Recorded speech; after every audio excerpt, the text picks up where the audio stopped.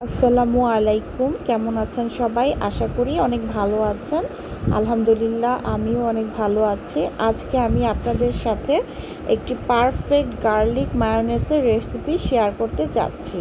বাসায় কিন্তু আজকাল সবাই কম বেশি মায়োনেজ বানিয়ে থাকে, তবে এই গার্লিক মায়োনেজ রেসিপিটা কিন্তু একটু অন্যরকম হয় টেস্টটা, আর এটা খেতে অসাধারণ হয়।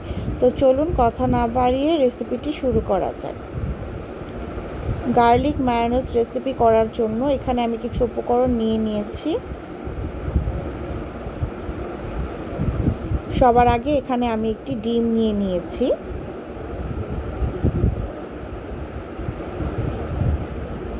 আর নিয়ে নিয়েছি 1 চা চামচ চিনি, হাফ চা চামচ লবণ, 2টা আনাম রসুন, নিকোয়া রসুন নিয়ে নিয়েছি, আর নিয়ে নিয়েছি 1 চা চামচ কালো গোলমরিচের গুঁড়া।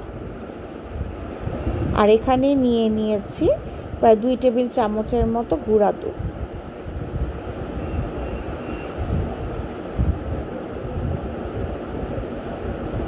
এখানে সিরকা আছে 2 টেবিল চামচের মতো। সিরকাটা দিয়ে দিলে মায়োনেজটা অনেক দিন ভালো থাকবে, ফ্রিজে রেখে সংরক্ষণ করে খেতে পারবেন। আর এখানে নিয়ে নিয়েছি কিন্তু প্রায় 2 টেবিল চামচের মতো লেবুর রস। এখানে একটা লেবুর রসের অর্ধেকটা নিয়ে নিয়েছি, 2 পিস লেবুর রস আছে, প্রায় 2 টেবিল চামচ লেবুর রস। আর নিয়ে নিয়েছি 1 কাপ খাবারের সয়াবিন তেল।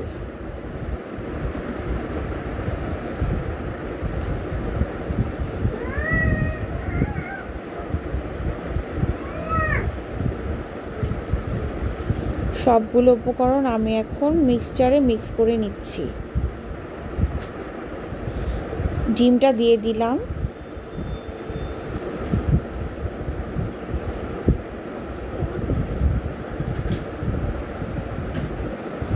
দুই কোয়া রসুন দিয়ে দিয়েছি,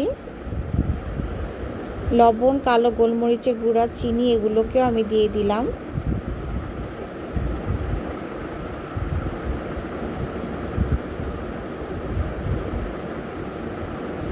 লেবু রসটা দিয়ে দিচ্ছি।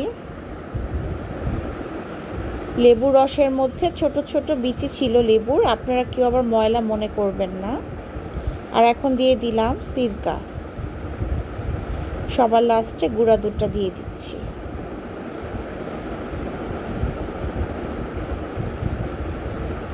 আর এখানে সয়াবিন তেল আমি 2 ভাগে দিব। ফার্স্টে অর্ধেকটা দিয়ে দিচ্ছি, ব্লেন্ড করে মাঝখানে বাকি অর্ধেকটা আবার দিয়ে পুরোটা সুন্দর করে ব্লেন্ড করে নিব।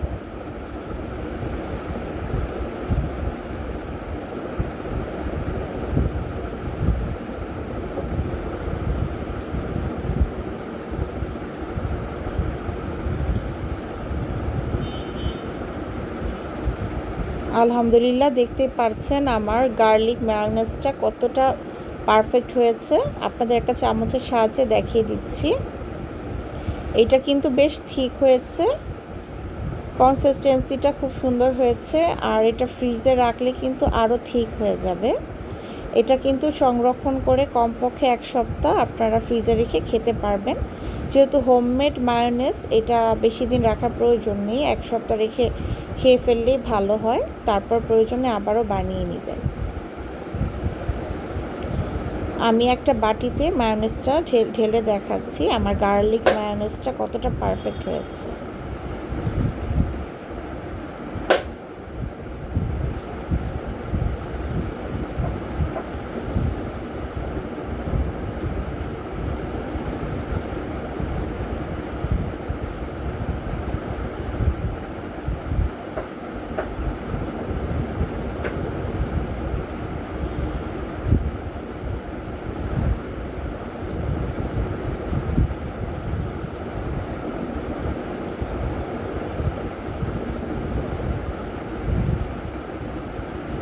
এই তো এরই মাঝে কিন্তু আমার পারফেক্ট গার্লিক মায়োনেজ একদম রেডি টু সার্ভ।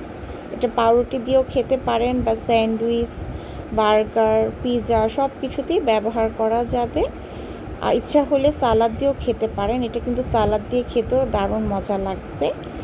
তারপর রুটি পরোটার সাথে সালাদ বানিয়ে সার্ভ করতে পারেন, যে কোনোভাবেই এটা খাওয়া যাবে। চিকেন ফ্রাইয়ের সাথেও সার্ভ করতে পারেন। তো রেসিপিটি কেমন লাগলো জানাতে ভুলবেন না কিন্তু। আশা করি আমার রেসিপিটি আপনাদের ভালো লেগেছে। বাসায় একবার ট্রাই করলেন বুঝবেন এটা কতটা মজা। তো সবাই অনেক বেশি ভালো থাকবেন। Thanks for watching. আল্লাহ হাফেজ। আর প্লিজ আমার চ্যানেলটা সাবস্ক্রাইব করতে একদমই ভুলবেন না কিন্তু।